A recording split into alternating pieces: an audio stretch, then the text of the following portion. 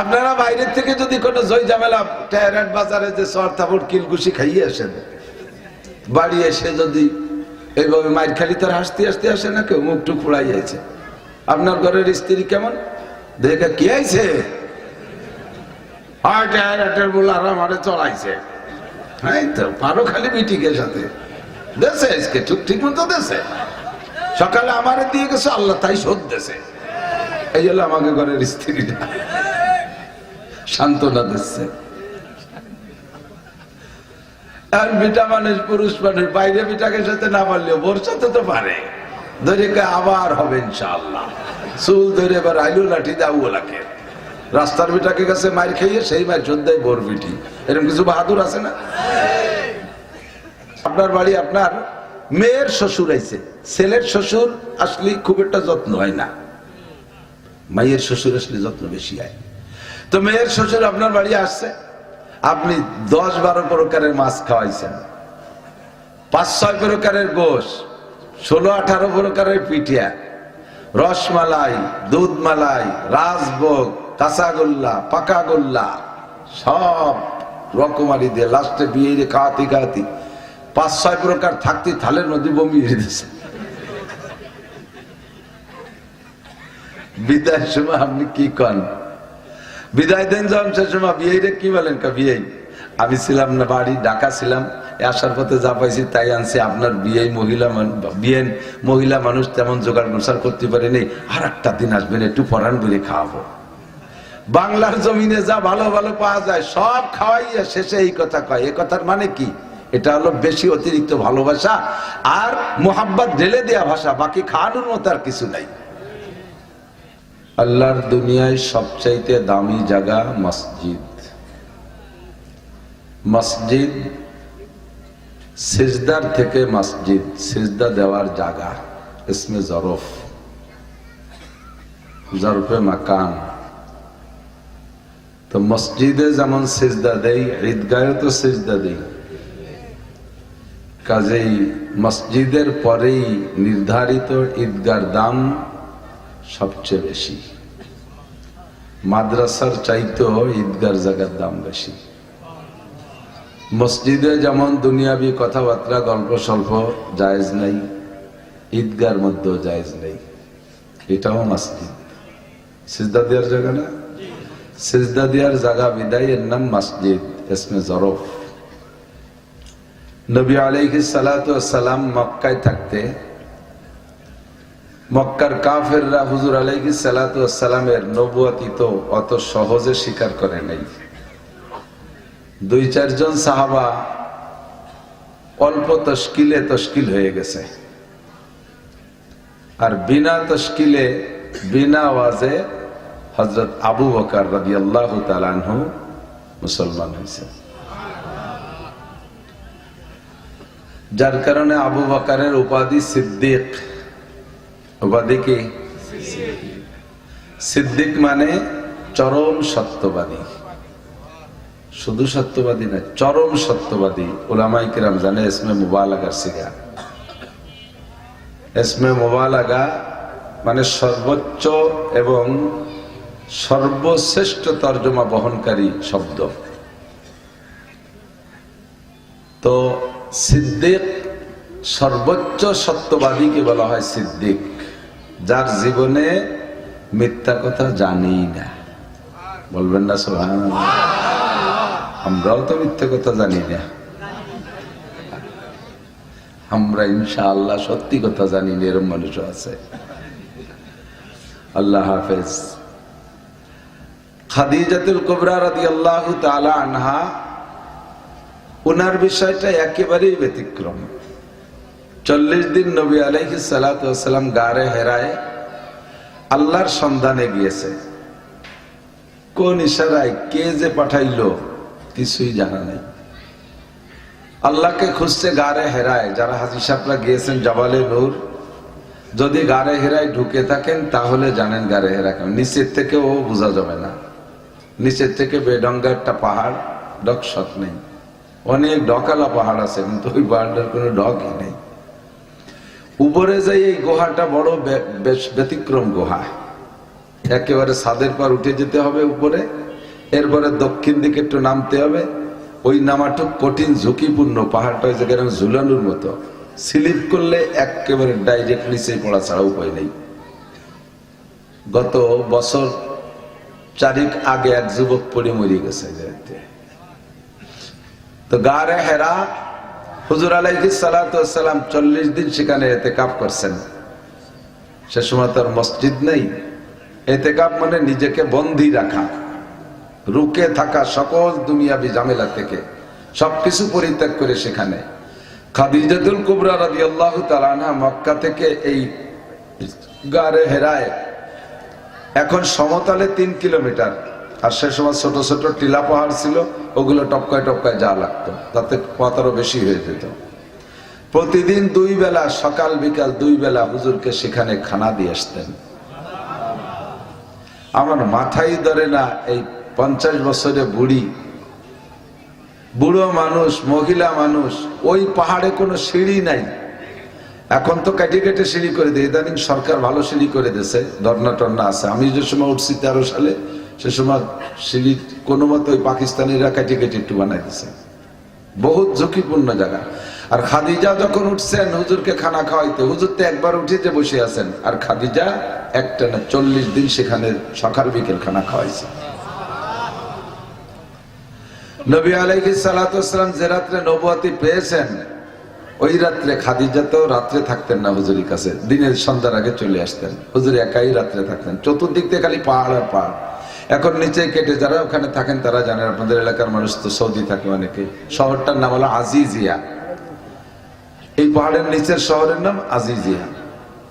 তো সে সময় সবই পাহাড় ছিল, আর পাহাড়ের ভিতরে একা একজন মানুষ গভীর অন্ধকারে, রাতটা আবার হয় 21-এর রাত চাঁদের, অথবা 23 অথবা 25 বা 27 বা 29, যে কোনো একটা বেজল রাত হবে। জিবরিল আলাইহিস সালাম আয়েশা হুজুর আলাইহিস সালামকে নবুয়তি দান করলেন। লম্বা কিসসা, ওদিক যাব না। তো ওখান থেকে হুজুর নবুয়তি পাইছেন। জিবরিল আয়েশা সামনের পর বসেন, ফুল একটা পুরুষ, শক্তিশালী একটা পুরুষ, ফুল খুব সুন্দর সুঠাম বডির অধিকারী একজন জোয়ান পুরুষ সাইজে আয়েশা। পরিচয় দেই নেই, অন্ধকারের মধ্যেই বলে নাই যে আনা জিবরাইল জিতু মিনাল্লাহ, আমি জিবরাইল আল্লাহর পক্ষ থেকে আসছি আপনাকে নবুয়তি দেওয়ার জন্য। এই কথাগুলো আগে বলে নিলে তখন একটু সাহস হয় না। তা কিছু না বলে কা ইকরা, পড়েন। হুজুর কামানা বিকারি, আমি তো লেখাপড়া জানি না। সুম্মা ক্বালা ইকরা, আবার কয় পড়েন। কামানা বিকারি, আমি তো পড়তে পারি না, বললাম না। আবার কয় ইকরা, কয় বললাম না পড়তে পারি না, আমি তো পড়তেই শিখি নাই। দুনিয়ার কের কাছে আমি অক্ষর মক্ষর শিখি নাই। ফাগাত্তা জিবরাইল মা সাদরিহি, হুজুর আলাইহিস সালামকে জিবরাইল ধরে বুকের সাথে একটা চাপ দিয়েছে। চাপটা এমন একটা কম্পিউটারে হিসাব করা পরিমাণ মতো চাপ, 2টা নরম কাদারে যদি মিশাইতে জন্য চাপ দেয়া লাগে, তাহলে চাপ 2টা মিশাই রাখবেন বিধায় যদি চাপ দেন, তাহলে কট্টুক একটা পরিমাণ মতো চাপ দিতে হবে না। হালকা সোয়া দিয়ে ছেড়ে দিলে 2 টুকরা আলাদা পড়ে যাবে। আবার জোরে চাপ দিলে ছেড়াই বেড়াই নষ্ট হয়ে যাবে, ঠিক না? তো কট্টুক জোরে চাপ দিলে হয়, ততটুক জোরে চাপ দিয়েছে। তাতেই হুজুর বলতেছেন, আমার মনে হচ্ছিল আমার এই বুকের হাড় ভাঙ্গে পিছনের মেরুদণ্ডের সাথে মিশে যাচ্ছে। একেবারে সহজে আরামসে লেখা কোরআন শরীফ পাইছি, তাই পড়ি না। আর এই কোরআন সংগ্রহ করতে নেয়ার জন্য রহমতে আলম নবী সাল্লাল্লাহু আলাইহি ওয়াসাল্লামের যেই পরিশ্রম করা লাগছে, যে কষ্ট করা লাগছে, প্রচন্ড শীতের মধ্যে যে সময় সব সাহাবাই কেরাম টিট করে কাঁপতেছে, গায়ে ল্যাপ কম্বল জড়াইয়া, তার মধ্যেও যদি জিবরাইল ওহী নিয়ে আসতো, হুজুর আলাইহিস সালাম একেবারে ঘামিয়ে তরবাতার হয়ে যেতেন। হযরত আলী রাদিয়াল্লাহু তাআলা আনহুর উপাধি শেরে খোদা, আল্লাহর বাগ। তার যুদ্ধের খবর কিসসা শুনেছেন। যুদ্ধের সময় ঢাল কাইটে গেছে, টুকরা টুকরা হয়ে গেছে, বিশাল একটা দরজা পাইছে, লোহার দরজা, ওইটাকে এক হাত দিয়ে থাবাই দিয়ে ধরে নিয়ে খেলনার মতো নাচাইছে আর যুদ্ধ করছে। মানুষটা খাটো। কুল্লু তাবিলিন আহমাকু ইল্লাল উমার ওয়া কুল্লু তাবি কাসিরিন আজাজু ইল্লাল আলী। বলা হয় সব লম্বা মানুষ বোকা হয়, লম্বা মানুষ লম্বা হলে একটু বুদ্ধি কমিয়ে যায়, ওই লম্বার কারণে বুদ্ধি ছড়াই বড়াই যায় মেলা জায়গা, এই জন্য এলোমেলো আইলু যাইলু কয়, আবালি আবালি কথা কয়। আর বাড়িয়ে মানুষ আরো মাটির তল দিয়ে বুদ্ধি চালায়। লম্বা মানুষ বোকা হয় শুধু ওমর ছাড়া, ওমর লম্বা হওয়ার বড় বোকা না। আর খাটো মানুষ শক্তিতে কমজোর হয়, বড় লম্বা মানুষের সাথে পারে না, কিন্তু আলী তার ব্যতিক্রম, এভাবে যুদ্ধ করেছেন। তো হযরত আলী রাদিয়াল্লাহু তাআলা আনহুর গায়ে যে শক্তি, এই ঢালটারে ওইভাবে নিয়ে দরজাটাকে ঢাল বানাই যুদ্ধ করছে। পরে ঢালটা যুদ্ধের পরে যখন ছেড়ে দিয়েছে, এই ঢালটারে উঁচু করো, 80 জন সাহাবা বল নাকি তারে ধৈর্য উঁচু করতে পারে নাই। আলীর গায়ে কত ক্ষমতা আল্লাহ দিয়েছেন। আলী বলেন, হুজুর যখন মাঝে মাঝে আমার রানের উপরে মাথা দিয়ে শুইতেন, তো ঘুমাই রয়েছে বা শুয়ে রয়েছে, আমার সাথে কথা বলতেছে রানের পর মাথা দিয়ে। হুজুরের মাথা আমার রানের পর আছে, আমার কাছে কিছুই মনে হতো না। গায়ের উপরে একটা মাছি পড়লে যেমন লাগে, রহমাতে আলম নবীর মাথাটা পুরো শরীর আমার কোলের মধ্যেই থাকলে এরকম হালকা মনে হইতো। কিন্তু যখন ওহী আসতো ওই অবস্থায় আমার মনে হতো যেন আমার রানটা ভাঙ্গে মাটির নিচে নেমে যাচ্ছে। তো একজনের রানের উপরে মাথা দিয়ে ওহী আসা অবস্থায় যদি তার ওই অবস্থায় এত বড় শক্তিশালী মানুষ, যার উপর ওহী আসছে, তার কত কষ্ট।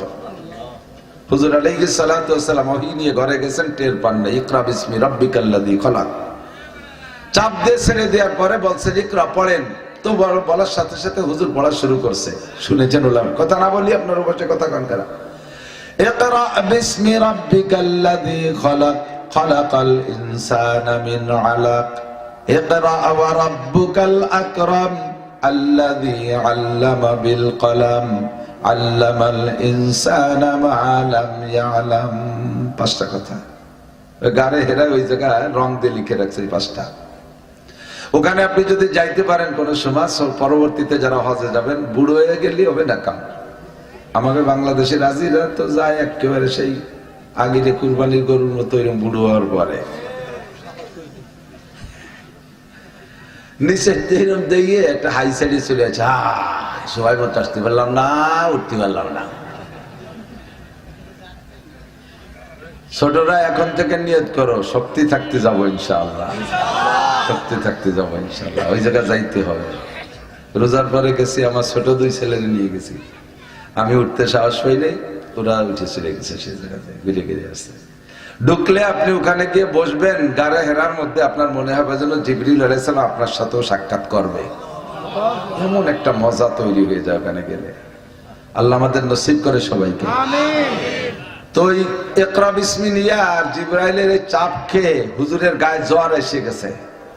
ভোর হইলে নেমে বাসায় যাইয়া খাদিজাকে বলতেছে, খাদিজা জাম্মিলুনি জাম্মিলুনি জাম্মিলুনি, আমারে কম্বল দিয়ে জড়াই ধরো, দেখো আমার গায়ে জ্বর এসে গেছে, কাঁপতেছে। তো খাদিজাতুল কুবরা রাদিয়াল্লাহু তাআলা আনহা শিক্ষিতা মহিলা, উনি হুজুরকে বলতেছেন, হুজুর ঘটনা কি, আপনি এইভাবে কাঁপতেছেন কে, একটু বলেন কি হয়েছে, এই কয়দিন ভালো ছিলেন? তো হুজুর বলতেছে, খাদিজা রাত্রে এই ঘটনা ঘটছে। খাদিজা খুশিতে বাগবাগ। লাস্টে বলছে, হুজুর ওই লোকটা কি কিছু আপনারা শিখেছে নাকি? কয়তো ওই যে চাপ দিয়ে ছেড়ে দেওয়ার পরে আমি এই পড়া শিখে গেছি, ইকরা বিসমি রাব্বিকাল্লাযী খলাক। 5টা আয়াত শুনাই দিলে খাদিজা হুজুরকে বলতেছে, খুশিতে হেসেই দিয়েছে।